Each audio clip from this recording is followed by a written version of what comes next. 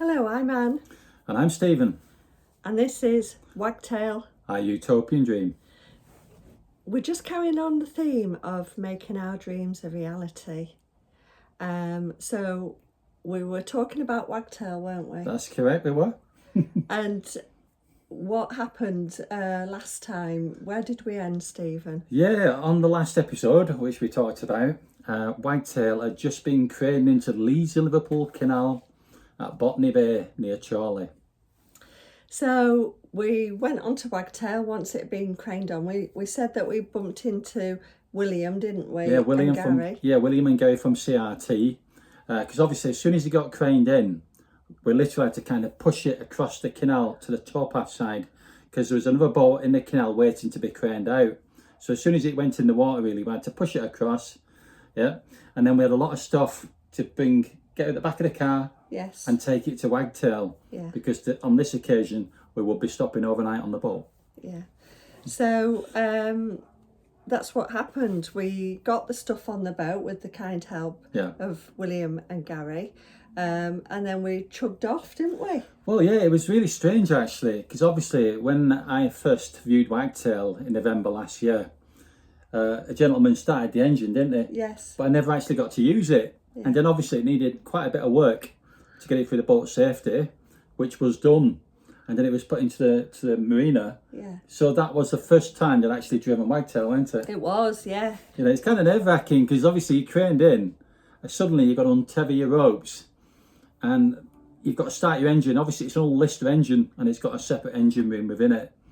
And there's always that, I'm not saying slight worry, but you know, you can imagine you're ready to go, your ropes are untied, and you've got like, it's strange because you've got like a box on the wall, and you get it ready, and then you turn the key, and then it fires, and then you've got that like lovely chug chug chug chug sound, which, you know, it was amazing. You know, I'm thinking back, like I said, first time I'd driven Wagtail, and it was with a little apprehension, I must admit, but at the same time excitement that we'd finally got back on the Leeds and Liverpool Canal. Yeah, so it was lovely. The weather was kind to us. Sam and I were on the front deck just enjoying the scenery. That's right, on the tug deck, weren't you? Yes, yeah. You know what I mean? And it was, and it wasn't a long way, was it, till we got to the bottom of Johnson Hillock? Yes. But it was just lovely to finally just like literally, you know, like go along the canal. I was getting used to my controls, as you do, because obviously Wagtail, being like a traditional tug style narrowboat, it has got a speed wheel which controls the throttle, and unlike sort of modern boats, it's literally got a bar. So you've got a bar and you've got neutral. Obviously push the bar forward, it goes into, you know, forward and back with us. So it was kind of getting used to it, you know, like when you get a brand new car and you're kind of like, oh, what does it do? And obviously the throttle, like there's something about them Lister engine, and I was sticking to the speed limit, but you could tell it wanted to shift. Yeah. You know, right, good engine it is. I can't wait to take it on the river. So we moored up at just beneath Johnson Hillock locks. Yeah, well, a reasonable distance, obviously. You know, we didn't want to block anyone, you know, attending to use it. Yeah. We hadn't been moored up long, and a boat came past, didn't it? It did, and we waved to them, and it happened to be the Mindful Narrowboat, who have got a big YouTube following. Which was incredible, to be honest, because I remember that particular person passing, and we're always polite. Yeah. But then, was it on LinkedIn? Someone said you'd been on that channel, wasn't it? I actually have a page on Facebook as well, Mystic on the Water, and a lady that follows me on that page says, I'm sure I've seen your boat, Wagtail, on the Mindful Narrowboat. So we had a look, and there was Wagtail on the Mindful which was incredible, Narrowboat. And thank you to them for filming it. You know, totally. it was such a boon, really, wasn't it? Yeah. Bearing in mind we'd only just got craned in, and it's the first time we'd used the boat. Yes. So we'll never forget that one. No, it was a beautiful evening and really lovely part of the world. It was stunning, really, wasn't it? Yeah. And like I said, I'd travelled on that canal a long time ago, probably 20 odd years ago, in a little GRP craft, and I was so excited to see how things had changed. And like familiar landmarks like Johnson Hillock, I remember thinking, wow, you know, we're really going to do this. Yeah. You know, and there's some lovely houses nearby, weren't there? They're absolutely gorgeous. Beautiful really houses, like gorgeous. overlooking the canal, and you think, God, if I won lottery, Yeah. get a house and get a mooring. So then we decided we wanted to have a bite to eat, didn't we? We did, but Sam again, he was excited, went to a bit of a walk, 'cause he, you know, he wanted to do what dogs do, didn't he? Yeah, yeah. So we walked up the locks and just had a quick look around to see what was what, really, didn't we? Just so we got familiar of the layout of the locks, the gaps between, the pounds, and then, like you said, it's just really preparing for the next day, wasn't it? Yeah. In that respect. Yeah. So once we'd had a look and I took a few pictures, we then walked back down the towpath, didn't we? We did. And we decided to get something to eat. Yes, a lovely pub just down the road. I can't remember the name of it though, can you? No, I can't, but I remember it had quite a nice beer garden outside. Yes, we managed to get a chair, didn't we, overlooking the water. Yeah. And it was extremely busy, wasn't it? A lot of Yes. people sat outside, and obviously I whirled on to Sam, our dog, and Anne kindly went inside to order the food, don't you? Yes. And I believe it was quite busy. Yeah, it was very busy, but beautiful pub, and we had a nice meal. Yeah, it was lovely, you know what I mean? And like you said, it was kind of leading up, because obviously it's like being watered, being fed. And then we kind of obviously, once we'd eaten and paid, then we walked back up to Wagtail, didn't we? We did, and we got into Wagtail. It was getting to be a bit dusky then, because we're talking about dark. April. Yeah. So it was getting a bit dark, and Wagtail didn't have any electrics. Well, it's 12 volts, but again, in future episodes we'll talk about what we've done to it. Yeah. But really, all we had in terms of illumination was like a battery torch, And at that point, we I suppose we could have lit the wood burning stove. Yeah. But it was getting late, wasn't it? And we thought by the time we've lit it, we're going to go to bed anyway. Yeah. So we just had to, go in our camp beds. Yes, we had camp beds because the whole boat needed renovating, really. Yeah. So we had a camp bed each, didn't we? Yeah, Sam was and sleeping bags, and Sam was between us. Yeah. And it was cosy though, wasn't it? Yeah, it was. And it was really strange, because you can imagine, obviously, you waited a lifetime, to get a boat, and you finally take a hell of a time. You get a boat, you get lots of work done on it. Yeah. You finally get it in the canal, and the first night you sleep on your boat, I remember thinking, wow. I think I finally did drop off. But again, like I mentioned before, it's that disbelief that I actually on the narrowboat. Yeah. So it wasn't a bad night's sleep for us, really. No, it wasn't really, was it? And No. I think I may have woken up maybe once, twice in the night just to use the toilet, so to speak. Yeah. But and then I suppose we woke up, didn't we? We had to get up early to get the boat ready, because we'd booked on to the Johnson Hillock flight, and we had a lovely volunteer. Was it Terry, the gentleman? I think it was called Terry. Because that's the good thing, though. Remember William, the day before, he told us about this calendar. Was it like Boating's calendar or something? Boating's calendar on the Leeds and Liverpool. Yeah, which means if you book it in advance, they'll see if there's any volunteers on duty, so to speak, on that day, and they'll give you a lift. And William, at short notice, did that for us, didn't he? Yeah, he did. Which was really kind. He didn't have to. Yeah. And we thought that was really nice of him, because, like you said, we woke up next morning, and this gentleman were coming down towpath, weren't he? Yes. And the first thing I clocked, obviously, with a CRT sort of t-shirt, uniform, and he introduced himself. Really nice gentleman, weren't he? Was really nice. Terry. Yeah. And he says, right, what I'll do then, I'll thingy while you're getting ready, as in we're getting ready, he went off back to Johnson Hillock, didn't he? Yeah. And set the locks up. Yes. So I think the water was against us, so... Yeah. So what happened next? So then we saw Amy, didn't we? Yeah, in the distance, we saw Amy and Toby. And Toby. Now, what I want to say is, sometimes in life you meet some exceptional people. Yeah. Okay? Amy is one of them, She's incredible, isn't she? She's incredible. She taught us on our helmsman. Correct. And when we changed the plan of bringing Wagtail back up, we contacted her to see if she'd help us move the boat from, initially from we were talking about Botany Bay, wasn't it? Well, yeah, but the thing is, it was short notice. Yeah, wasn't very it? short. She didn't have to do it. No. It's just that we found ourselves in a predicament. Yeah. And again, I'll be honest, this is the first time I'd ever driven a narrowboat, apart from the helmsman. Yeah. But this is a boat, I'd not driven a boat with a speed wheel and that sort of gear change. So I was a little bit nervous, I'll be honest, but like everything, you've got to learn. You know what I mean? And the fact that she was prepared to do that, and like Toby come along, She brought her son Toby. It was a massive help to us, and a big thank you to her if she's watching. And on that journey, another exceptional person was William, wasn't he? He pulled out all the stops for us. But he went above and beyond the college, didn't he? Yes. He was a genuinely nice person. Couldn't do enough for us. Yeah. And like you said, no detriment to CRT, but but he was a godsend, weren't he? He was, yes. Absolute godsend, you know what I mean? And he deserved, really, you know, to go well in that organisation, didn't he? But, So, you know, we went up the Johnson Hillock flight, and is it 7 locks? Yeah, I believe it is. And again, it was kind of strange because, and I won't thingy, but again, apart from doing the helmsman, it was the first time I'd driven a narrowboat, as in Wagtail, into the lock. So I remember thinking, I thought, well, it's now or never. You know, I'm gonna have to do it. You know, I've got to get used to locks down the canal. So I thought, okay. So obviously, you know, the rope's untied, throttle set up, put it in gear, and then you move. And then you're thinking, oh, that lock's coming a bit closer. But so obviously, I get the boat in the lock, control it, and then who was it who shut the gates? And because obviously I was down below. Was it wasn't Amy?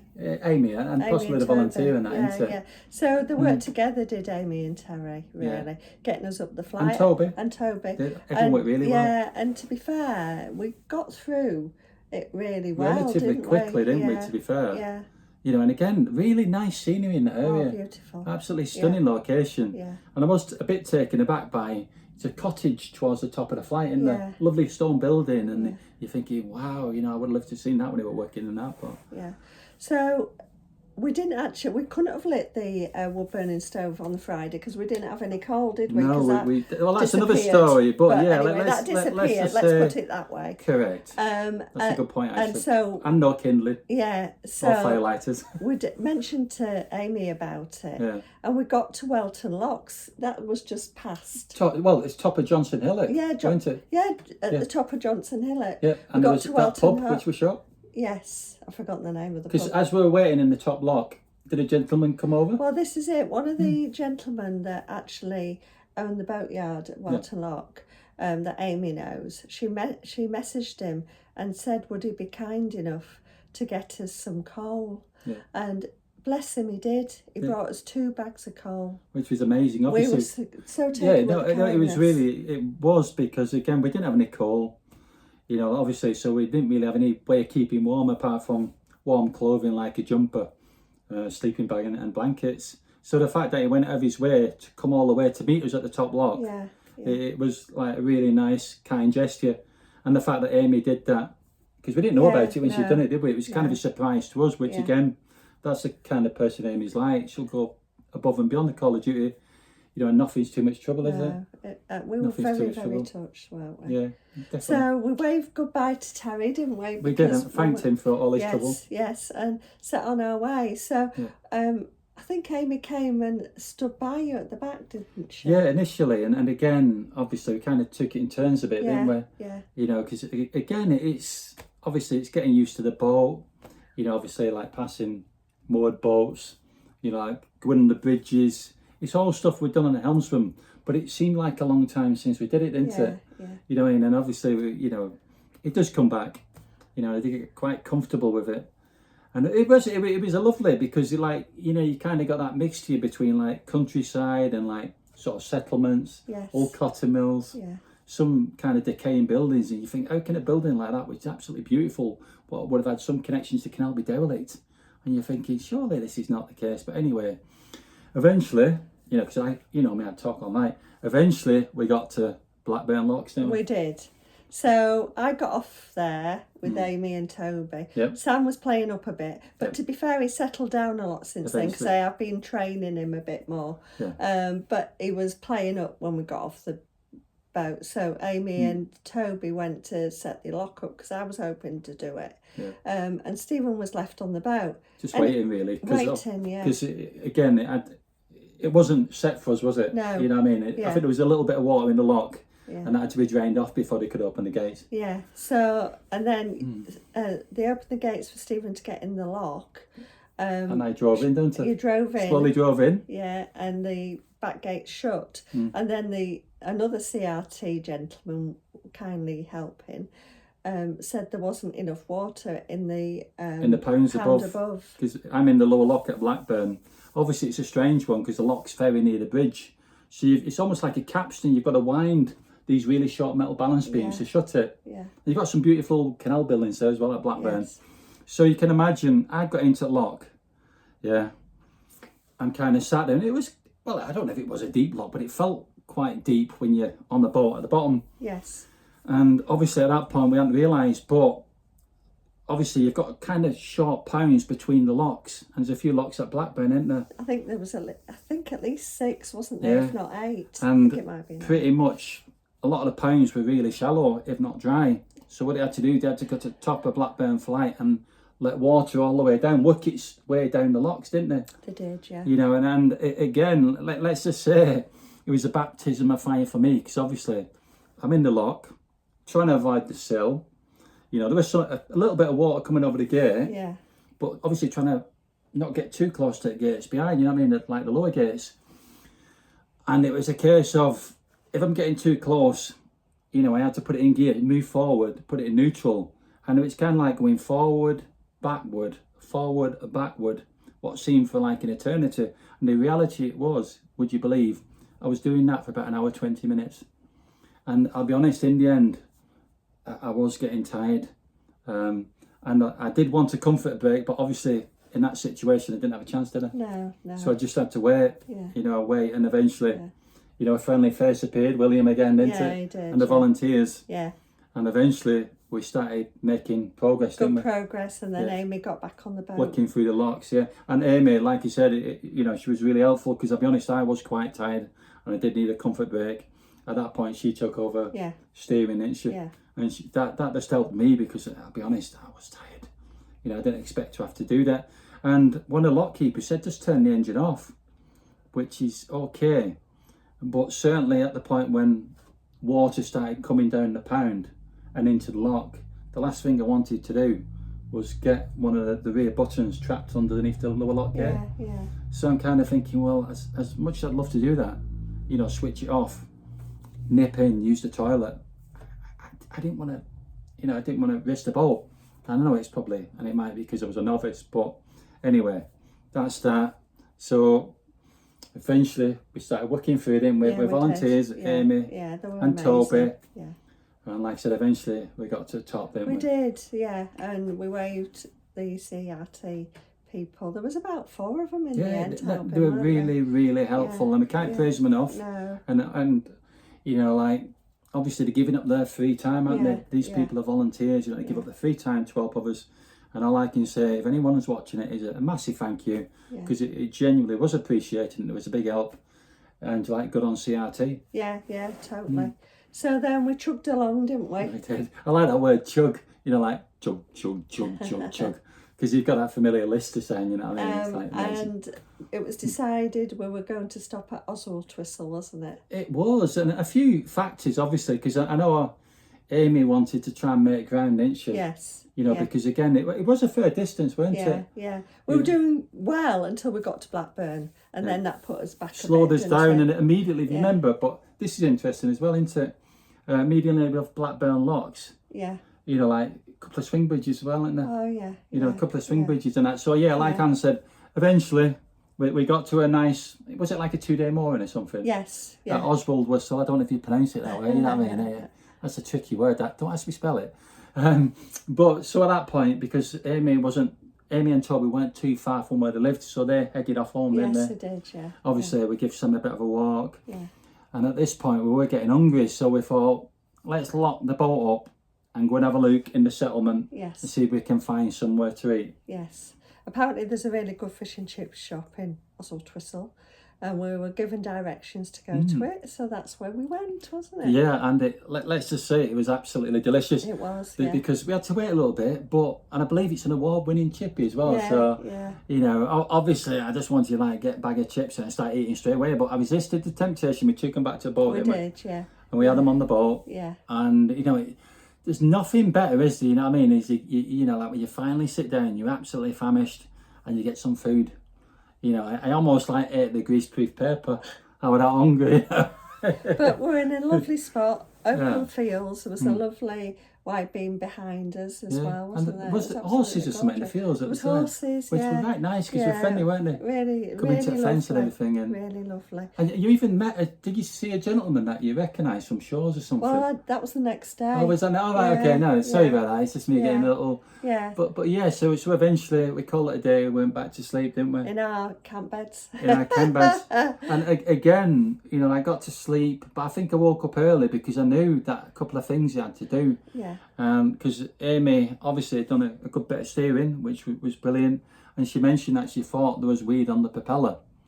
So she asked me if I could change that. She also asked me, could I check that the front spotlight was working? Yes, yes. So I thought, I better get up early, because what time would he due back? Would he be at 9? About 9 o'clock. About 9 o'clock. And obviously I had these jobs to do, but, you know, before that you have to get dressed and all that sort of thing. So anyway, I woke up quite early, didn't we?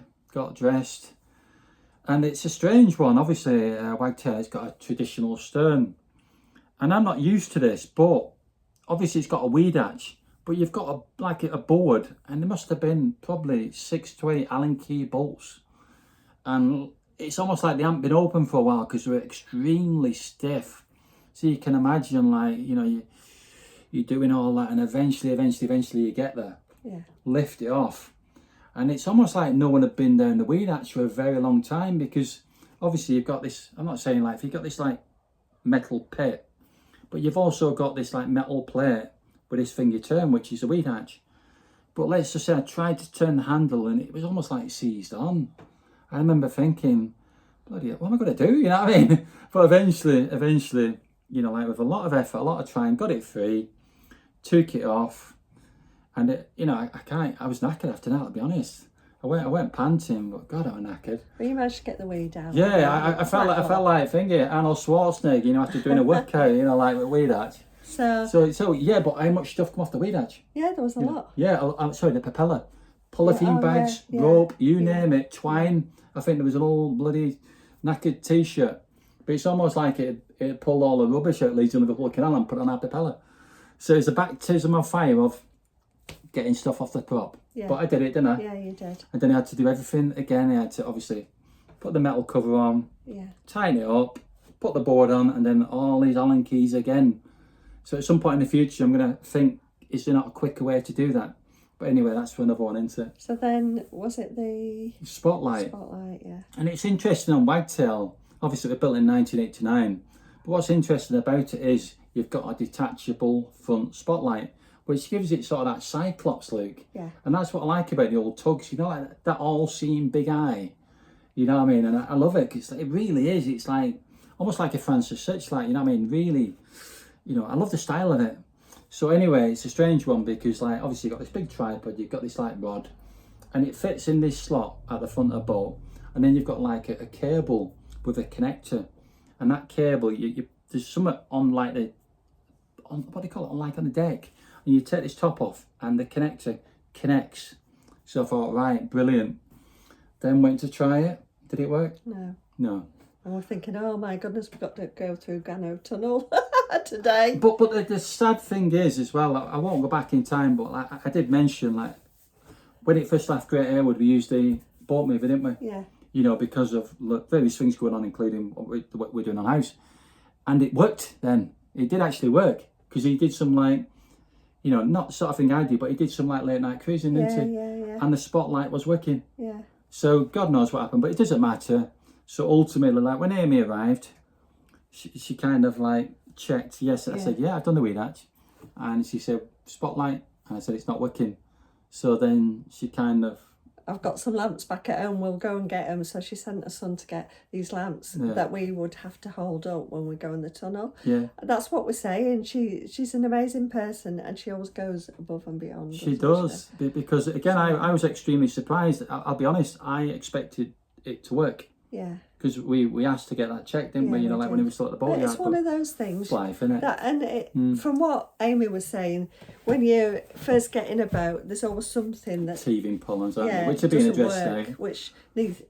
Which get addressed, and that's boating for you. Yeah, and Toby was kind enough to run home, wasn't he? Yeah, he was. He ran home and came back with them, didn't he? So we decided to start up. There was another narrowboat behind us, and we decided to go ahead, didn't we? Well, just before. Yeah, but if you remember what happened was, the plan was, obviously, in the distance, like the way we'd come, we saw this narrowboat. Yeah. So Amy said, right, untie your ropes and let's get off. Yeah.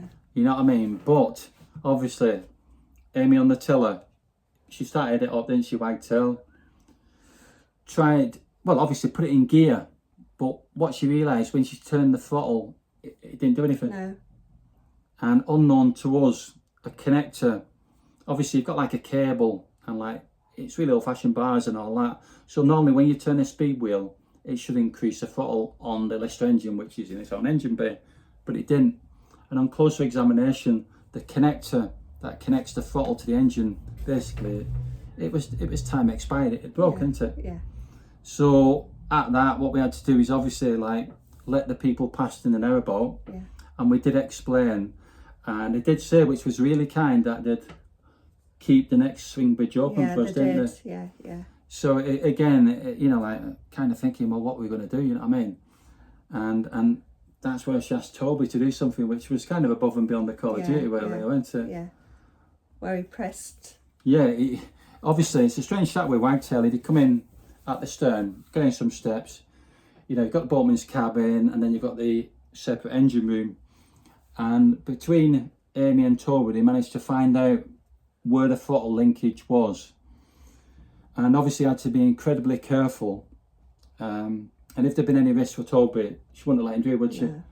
But fortunately, what it meant was manually he could do the lever, and Amy could give him instructions from the back, can't she? Which wasn't easy, because with a Lister, it is quite a loud engine. Yeah.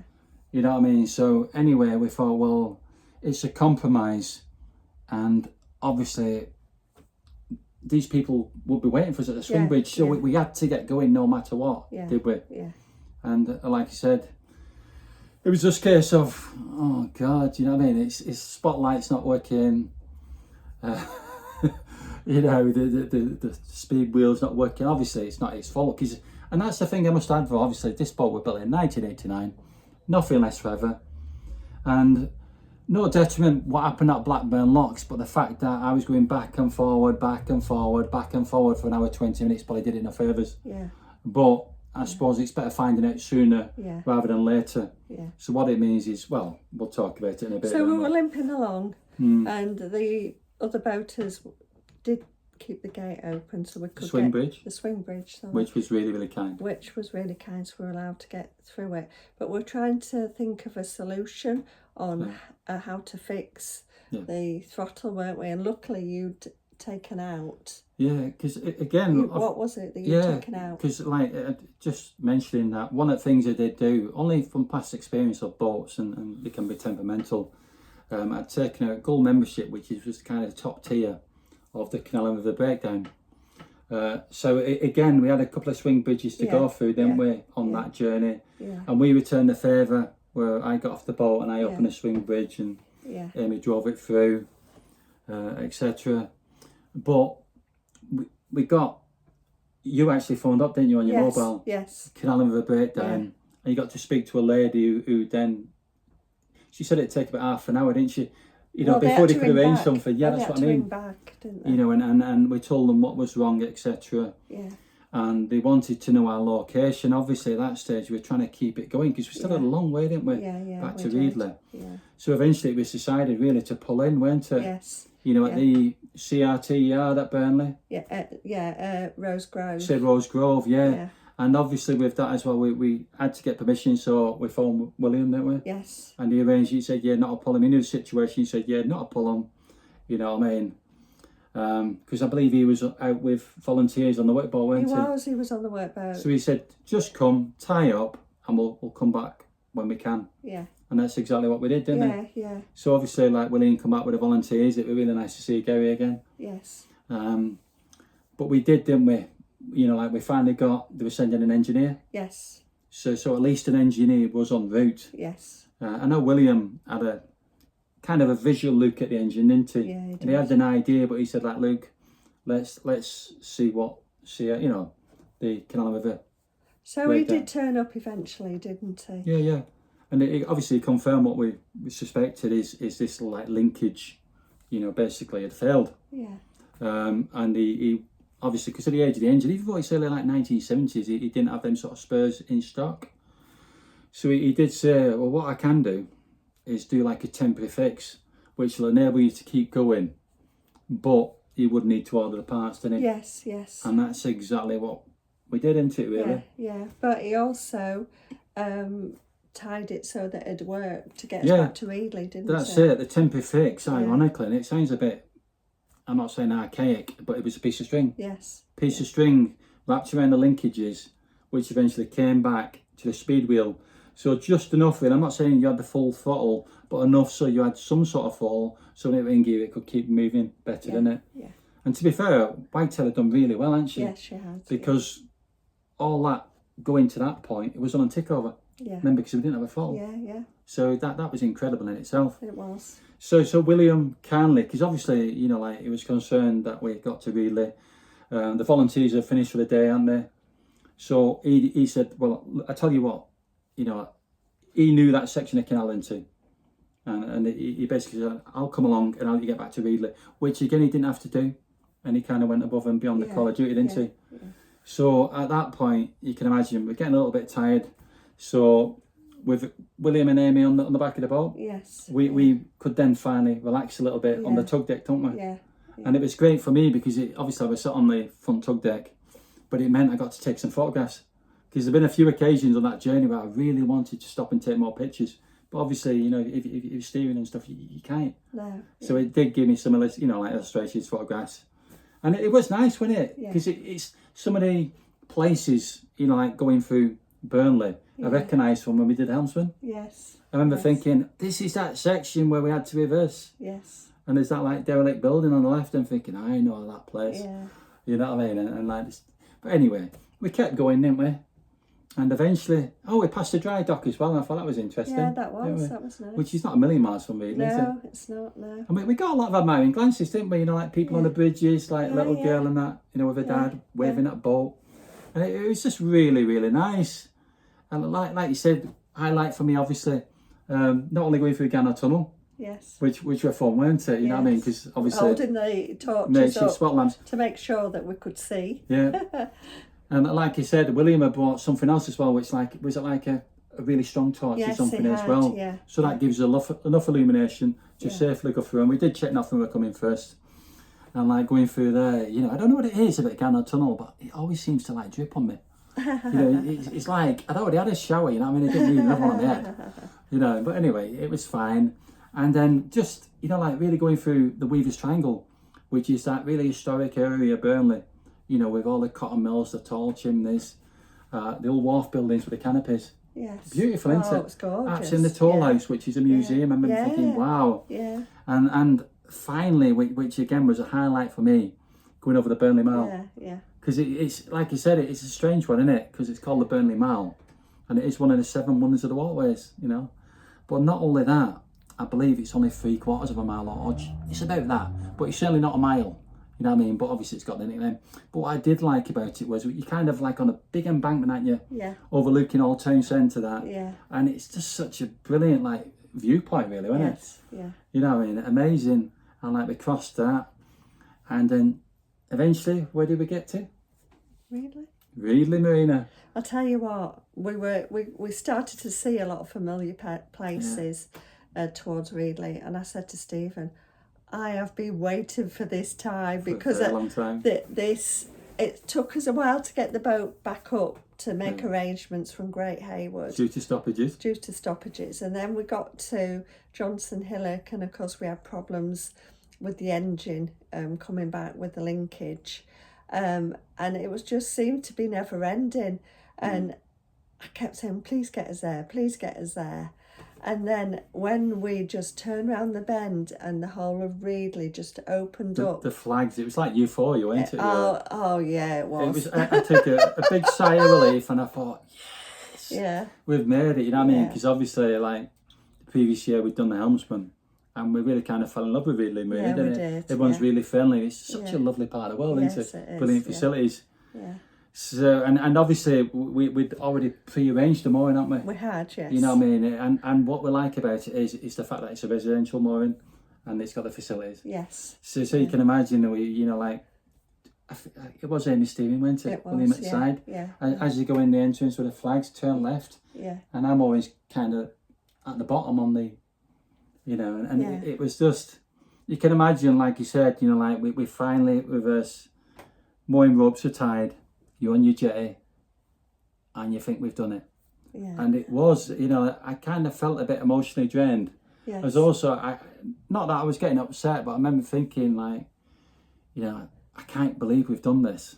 Yeah, we're here. Yeah, from that, you can imagine, obviously, from that initial viewing Wagtail the November before, the following year, to agreeing to buy it, to doing all the work. Yeah. And then the problem is, like I said, we wanted Botany back, and then obviously due to the Bridgewater breach and the sinkhole above New Islington and the Reedley Canal, we had to figure out a different way. But we did it, didn't we? We got there, and that was the biggest thing. But to be fair, and this is a big point, if it hadn't been for Amy and William and Toby, William, yeah, it might have been a different story, right? Totally. So it was. And the volunteers who helped us on the lock flights. So it was against all odds that we got there, and we moored up, didn't we? Yeah, moored up. Yeah. And then at that point, like I said, Amy, Toby and William had to go, didn't they? Yeah. So it was a case of really sort of like packing the boat up. Yeah. Making sure everything were like ready, lock it up. And the car was waiting for us, wasn't it? Yes. Because obviously Anna had already brought it back. Yeah. Like when I waited with about Botany Bay. Yeah. So that got us to Reedley, which was incredible. And I suppose we should save the next bits for next time. Because I know we've been talking a little while, haven't we? Yeah. But at least now you can imagine you've had the journey. We've got to Reedley, and then lots of things happened after that. Yeah. But that's for next time. Okay. So we'll speak to you next time, and thank you for watching. Yeah, thank you so much. It's a big, massive help. Yeah. And like you say, if you like it, please like the page, Yes. subscribe, and we'll see you next time.